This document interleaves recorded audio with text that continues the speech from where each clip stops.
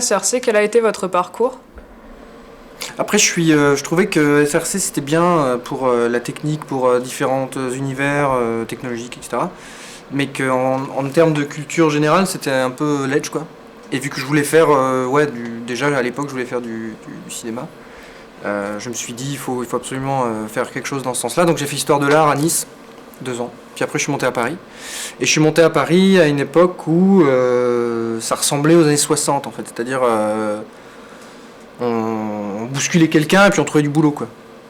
Il y avait tellement de boulot qu'avec les nouvelles technologies, justement, Internet et tout ça, avec laquelle SRC était en phase, que si on sortait des SRC en 2000, on avait du travail quasiment tout de suite, sans chercher.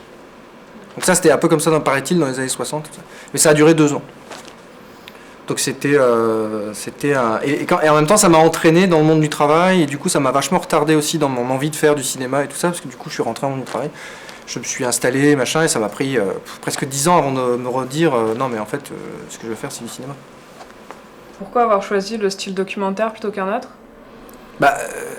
Si on veut faire du cinéma aujourd'hui, soit on a une bande de potes qui sont super cool, avec qui on peut leur demander de faire des journées de 12 heures gratuitement, et faire des fictions comme ça, mais ça se fait, hein. Soit on se dit, je préfère, et puis avoir des grosses équipes. Soit on se dit, moi je vais partir en équipe légère, 3 personnes, voire 2, et puis choisir un sujet, et puis essayer de, par la réalité, essayer de voir ce que c'est que de la mise en scène, en fait, que le montage, et un montage de long métrage, ça aussi c'est vachement bien. Parce que quand on fait ça entre potes pour de la fiction, c'est bien en court métrage, en long métrage ça commence à devenir compliqué. Alors qu'un documentaire, en long métrage, c'est vachement plus faisable, en fait. Et du coup, ça nous apprend plein de choses. Quand on monte un long métrage, pour la première fois, ça a été le cas pour Détroit, j'ai appris, dans la souffrance, énormément de choses, quoi.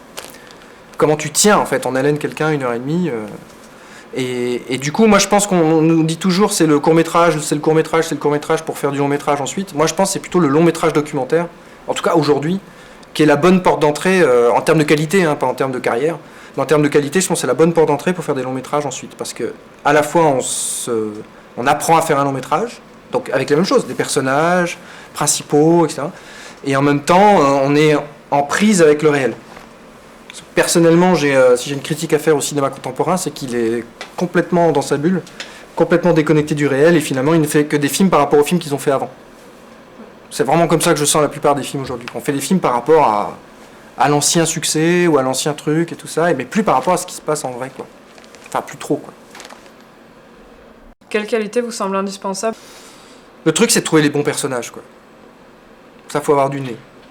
Faut avoir les bons sujets, oui, ça c'est sûr aussi, parce que le mec, il va essayer de faire un sujet chiant, il va avoir du mal à...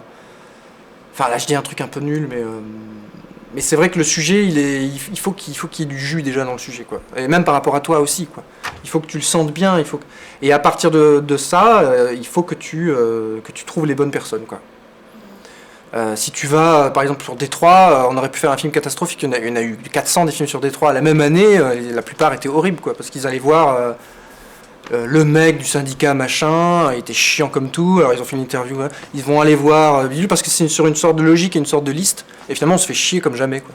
Alors que si on va voir le type qui est dans le quartier d'à côté, mais qui est particulier parce qu'il dit ça, et puis dans son langage, il y a des trucs intéressants, et ça tient un peu de choses, là, c'est beaucoup plus fort, je pense. Donc c'est ça, à mon avis, les deux qualités principales du documentariste.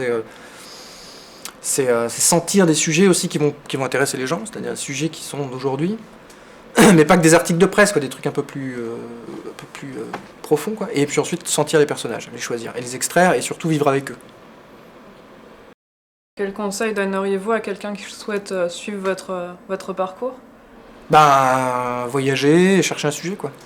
D'accord. Quand je dis voyager, c'est voyager en vrai, mais c'est aussi voyager, lire, passer de la littérature au cinéma, absorber des trucs, aller voir des expos, voir ce qui se fait en art contemporain, l'histoire de l'art, les cinéastes, ce qui se fait aujourd'hui. Aller au festival de cinéma quand il y en a, ça c'est vachement bien, parce qu'on rencontre des gens, on discute. Plutôt que de faire une école, moi je déconseillerais par contre de faire une école de cinéma. Parce que l'école de cinéma, elle va faire exactement ce que je disais tout à l'heure, elle va enfermer les gens dans des bulles. Et finalement, ils feront des films par rapport aux autres films d'avant ou par rapport à l'école.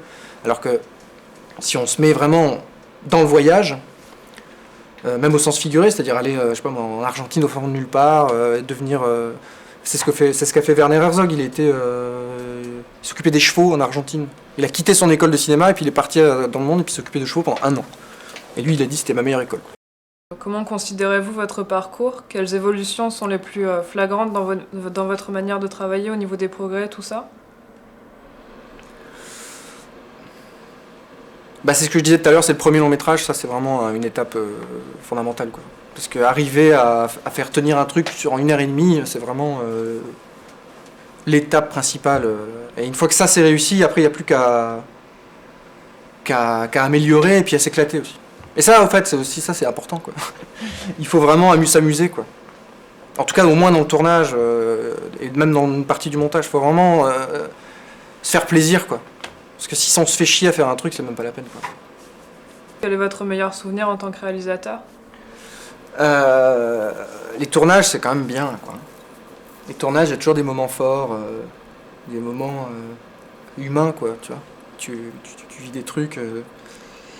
Après, en projection aussi. Quand on monte son travail enfin et que ça marche, et de la reconnaissance, ça c'est des grands moments aussi, quand on est applaudi. C'est vrai que l'applaudissement ou la reconnaissance, enfin, ça vient au bout de 2 ans de travail en général et c'est genre, voilà, quoi. Ça fait plaisir à des gens, quoi.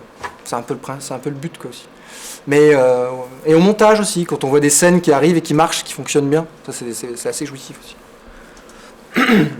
Le montage est terrible quand tu arrives à avoir toutes les scènes mais que ça fonctionne pas. Et que là, il va falloir que tu cherches comment... Là, c'est vraiment le moment le plus difficile. Mais au montage, il peut y avoir des grands moments de plaisir aussi. Ce que vous redoutez le plus pendant un tournage, ce qui vous effraie? C'est de pas trouver les bons personnages. C'est qu'ils soient pas là, quoi. C'est que le sujet soit pas là. Ça m'est arrivé une fois. On était parti au Nicaragua. Je sais même pas si vous savez où c'est. C'est en Amérique centrale, un tout petit pays ravagé par tout. Et j'avais une idée en tête. Et on est allé 3 semaines et puis on a presque rien trouvé. Donc si on avait eu les financements, on aurait fait le film quand même. On serait démerdé. Mais vu qu'on n'avait pas grand-chose, on n'a pas trouvé... Enfin, le dossier était faible, quoi. Et ça, c'est vrai que c'était dur, quoi. Et ça peut arriver, on peut se tromper, quoi. Mais on est dans un monde où si tu te trompes, t'es mort. On est dans un monde où... son deuxième film est raté, bon c'est bon, oublié, quoi. Tu vois. Alors qu'il faut que ça soit une réussite à chaque fois. Alors qu'une œuvre, c'est justement fait d'erreurs, quoi. Normalement, hein. Enfin, si tu prends les tableaux, les peintres, tu vois... même dans ceux qu'on connaît, il y a des tableaux vachement plus faibles que d'autres et tout ça, c'est pas grave. Mais aujourd'hui, la société fait qu'il faut que ça soit bon tout de suite, tout le temps. Et ça, c'est un peu intenable, en fait. Donc c'est un peu difficile, quoi. Pour financer vos documentaires, vous faites appel à qui généralement? Ça se passe comment à ce niveau-là? Bah alors, financer le documentaire. On va voir une télé, on dit voilà, j'ai un super sujet sur les mecs qui jouent du rock apocalyptique à Vegas. Ça va être refusé tout de suite. Il y a même pas... On l'a fait pour la forme, mais on savait déjà que ça serait refusé. Tout le monde le sait, hein. Vous parlez à n'importe quel professionnel de télé, vous dites j'ai ce sujet-là, les mecs qui jouent du punk apocalyptique, là. Limite trax 5 minutes, quoi, maximum. Mais pas 1 heure et demie là-dessus, quoi. Du coup, on le fait pour la forme, pour mes films, et puis on sait que ça va être refusé. Ensuite, on se dirige vers les embouteillages du CNC. Vu qu'on est plein à être comme ça, moi je fais partie d'une génération où on adore le documentaire et on a plein de sujets qu'on trouve bien intéressants et tout ça. Donc on va être refusé par la télé. Donc on est plein à former des embouteillages au CNC qui, lui, le CNC, le Centre National de la Cinématographie, permet lui de donner des aides pour des documentaires hors télé justement, qui n'ont pas été acceptés par la télé. Eux ils donnent des aides, mais ça se bouscule au portillon. Et donc ça devient hyper dur. Et c'est hyper long. Ça prend 2 ans et demi pour avoir toutes les commissions. Donc ça prend 2 ans et demi pour faire aide à l'écriture, aide au développement, avance sur recette, renforcer, machin, tout ça. Ça prend 2 ans et demi. En général, si on en a une, on fait le film avec. Au niveau des recettes du film, est-ce qu'il couvre les dépenses ou Alors en France, le film d'auteur, il a cette particularité, et ça c'est depuis les années 80, avant c'était pas comme ça. Il a cette particularité, c'est que le film marche en subvention, il est complètement subventionné, entièrement. Et du coup, quand ils arrivent à le sortir, ils en ont rien à foutre si ça fait 10 entrées, puisque le film est déjà à 0, si tu veux. Tu vois ce que je veux dire ? Ils ont eu des subventions genre 100 000 euros, 1 million d'euros. Le film a coûté 1 million d'euros. Et du coup, voilà, à la fin c'est 0. Donc ils s'en foutent total. Les producteurs et les distributeurs de films d'auteur, eux c'est bon, quoi, ils sont déjà, tu vois, leur cours est déjà fait. Donc c'est pour ça qu'ils cherchent pas non plus à le promouvoir. De toute façon, ils savent que c'est couru d'avance, parce que Danny Boone, lui, il est partout, machin. Tous les mecs là, ils ils hypnotisent tous les gens, tu vois, avec leurs pubs partout, les affiches, machin. Donc ils se disent en plus que c'est pas la peine. Donc il n'y a pas en fait de retour sur investissement. Le retour sur investissement, il est à la base avec les subventions, puisque les producteurs de cinéma français ne sortent pas d'argent en fait. Un producteur français aujourd'hui ne sort pas d'argent de ses poches. C'est donc plus un producteur, mais on continue à les appeler comme ça. Mais tu es obligé d'en avoir un pour pouvoir faire des demandes de subventions. Comment est-ce que vos films marchent auprès du public? Est-ce que vous rencontrez le succès que vous espériez? Bah, Détroit, ça a été vraiment bien, quoi. Ouais, ouais. Après, il y a Internet aussi, où on voit plein de gens qui vont regarder le film. Après, c'est lié à un sujet. Détroit, c'est un sujet qui était super à la mode, donc... Et puis, en fait, le sujet était à la mode, donc il y a plein de gens qui font des recherches sur Détroit, et puis ils tombent sur mon film. Mais sauf qu'ils le trouvent bien, donc ils le recommandent. Donc voilà. Pour un film d'auteur, sur Internet, c'est quand même un bon score, quoi. Et après, surtout, il a tourné en festival. Donc j'y vais souvent, voilà, c'est allé dans le monde entier, donc des fois je suis invité, ça c'est bien, on part, machin, et puis là on a des débats, on sent que les gens ont aimé le film, quoi, voilà. Moi c'est à peu près tout ce que je peux avoir aujourd'hui à mon niveau, quoi, de succès, quoi. Mais pour moi un film où il y a une salle même de 200 personnes, où tu sens que le film a été bien, c'est déjà un succès, quoi. Du coup, pour l'avenir, quels sont vos projets? Bah là, je finis Vegas, film sur Vegas, donc c'est la suite de Détroit, quoi.